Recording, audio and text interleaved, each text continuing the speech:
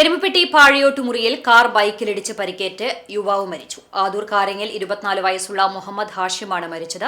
ഹാഷിമിന്റെ ഭാര്യ എരുമപ്പെട്ടി സ്വദേശി 20 വയസ്സുള്ള സിയ മൈമുന ഗുരുതര പരിക്കുകളോടെ ചികിത്സയിലാണ്. ബുധനാഴ്ച ഉച്ചതിരിഞ്ഞ് 4 മണിയോടെ കുന്നംകുളം വടക്കാഞ്ചേരി സംസ്ഥാന പാതയിൽ പാഴിയോട്ടുമുറി പാത്രമംഗലം റോഡിന് സമീപമാണ് അപകടമുണ്ടായത്. വടക്കാഞ്ചേരി ഭാഗത്തുനിന്നും അമിത വേഗത്തിൽ വന്നിരുന്ന കാർ നിയന്ത്രണം വിട്ട് എതിർദിശയിലേക്ക് സഞ്ചരിച്ച് എതിരെ വന്നിരുന്ന ബൈക്കിൽ ഇടിക്കുകയായിരുന്നു.